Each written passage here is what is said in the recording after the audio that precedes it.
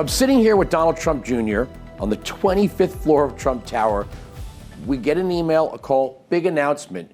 You're starting a mobile cellular data healthcare company.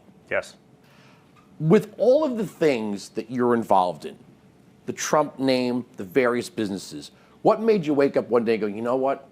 We're going to add a cell phone company to our portfolio? Honestly, it's about utility, right? Everything we've seen, we got into crypto because we were debanked. We were the guys, getting into all of these things, not because it was a business, but because of necessity.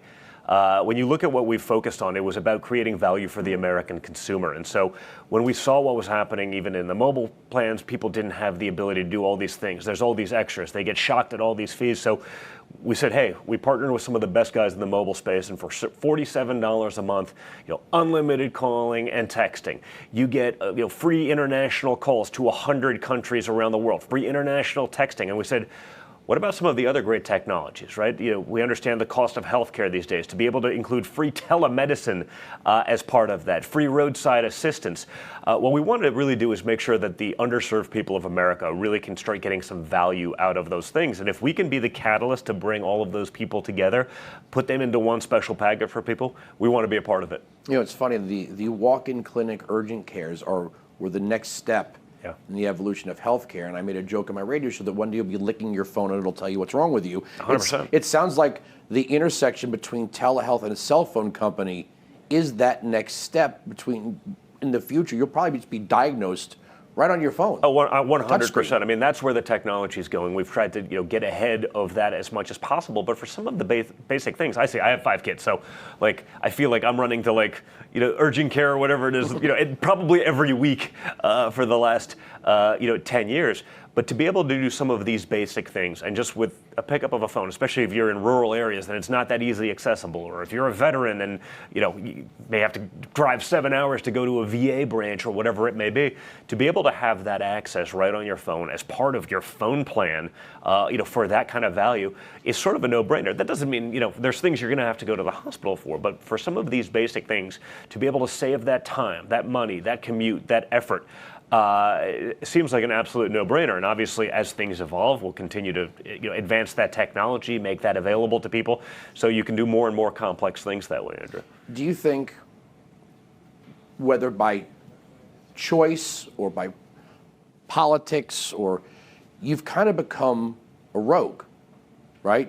Your dad's a rogue. There's no denying it. Yeah. I don't know if he ever woke up one day and said, I'm going to become a rogue, but the way he's been treated by the government before, he was the president, in between his presidency.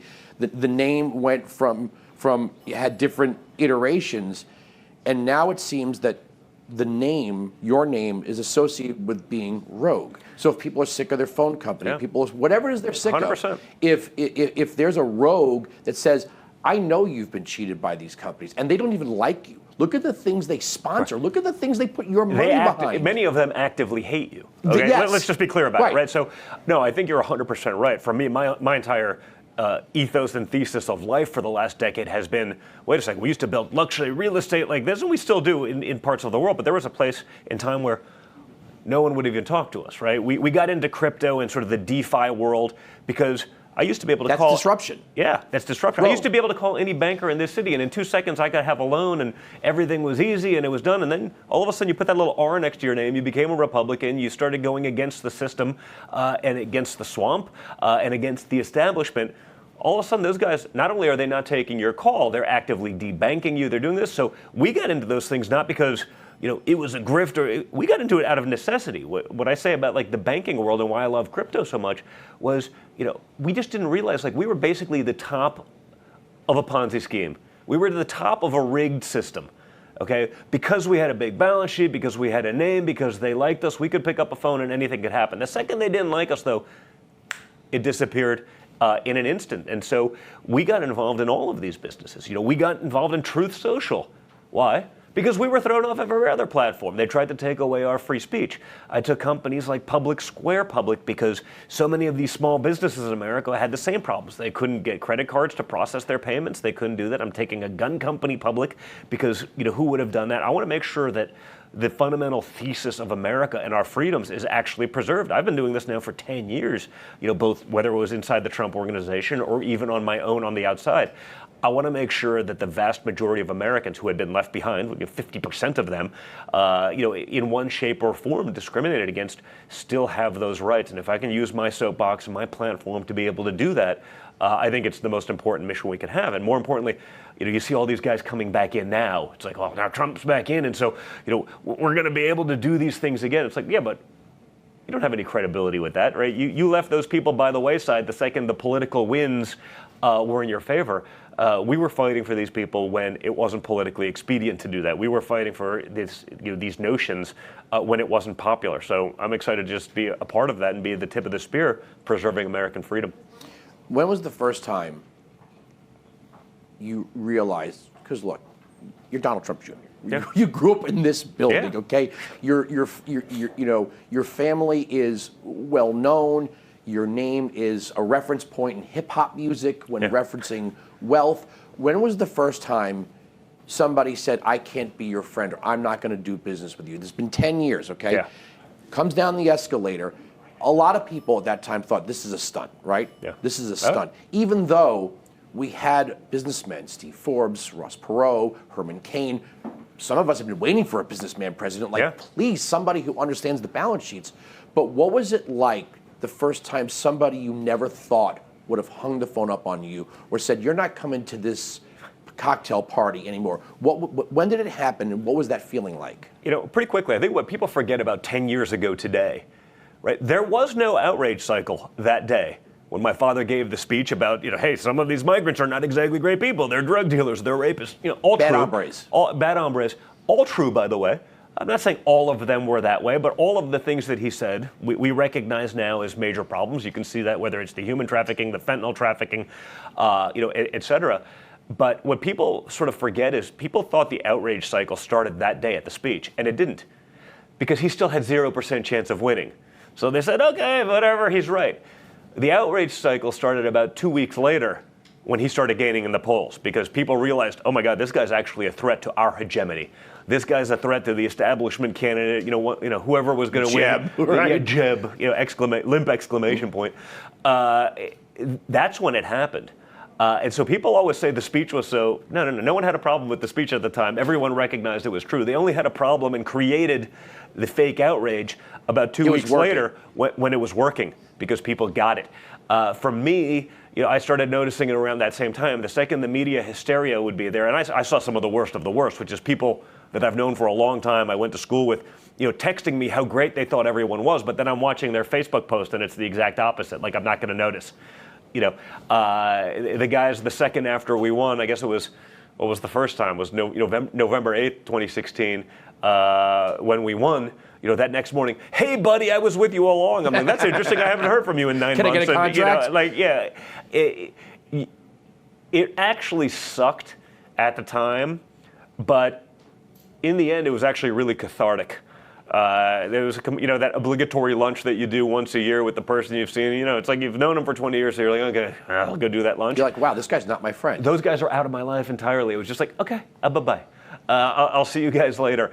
And so, for me, it was actually nice to just get rid of the sort of fake friends. The people, listen, I've been a conservative my whole life. Those same guys, I'd taken them shooting. It wasn't like being a Second Amendment guy was at all surprising to them. It was the phoniness of all of it that was actually very eye-opening. And my father said it. I mean, it's 10 years to this day. When we were going down in the elevator, we left his office one floor up. We got in the elevator before his sort of infamous escalator ride. And I just remember him looking at me, deadpan in the eyes. And the last thing he said before he got off to go down the escalator was, and now we find out who our real friends are. And that was amazing. It actually said two things to me, which was, and perhaps one's more important than the other. First, it made me realize that this guy actually understands the real world, right?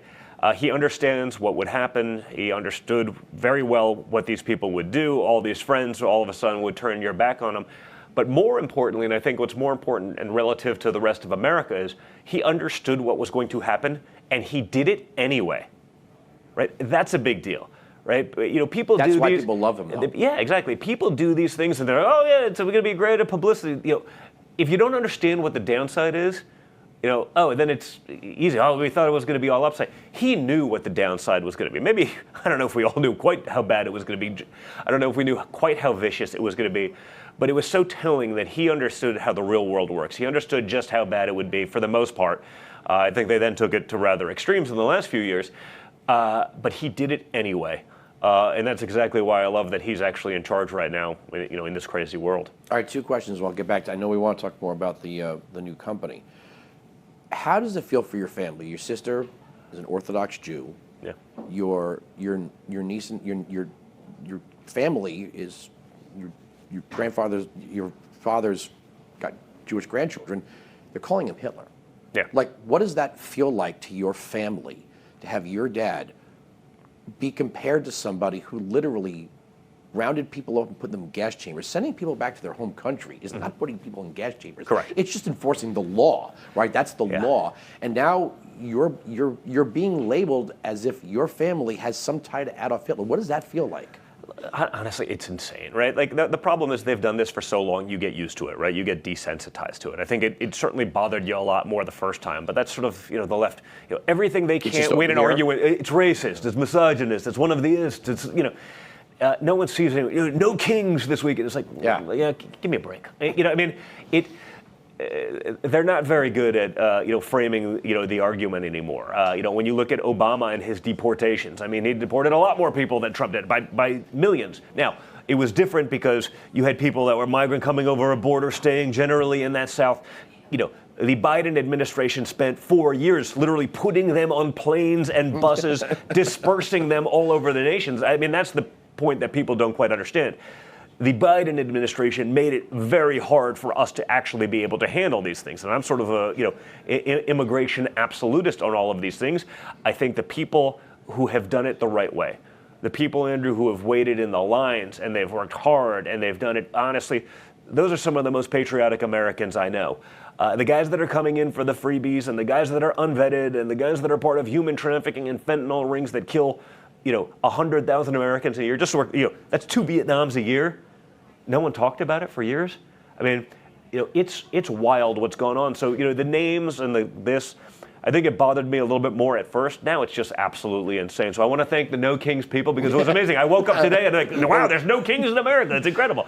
My father, I think, said it best. He's like, I don't feel like a king. I got to break my ass every day to get something done, and I go up against all the rhinos and all of these things. It's not so easy to get things done. If he was a dictator, if he was a king, if he was all of these things, we'd be able to implement really effective policy probably much more easily than having to deal with the process and with the clowns in Washington, D.C. All right, last question about the family, then I have a couple more questions about the new venture. What's this been like? You've been in the spotlight most of your life, your sister, your brother.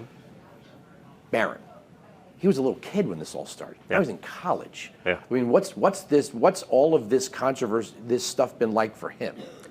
Listen, it's interesting when you almost don't know any other way, right? I guess you get used to it. So I think he's been fine. He's handled. He's definitely less out there, than we are, and he's in college and he's keeping that private because that's not easy, and especially being in college in New York City, can't be the easiest thing with the last name Trump these days. And I think my kids are closer to that age. That's got to be an interesting place to be. But it is interesting also to watch what's going on for the last few years. When I'm down in Florida and I go down my kids' schools, there's kids, 12, 13, 14, 15, 18, they're all wearing MAGA hats.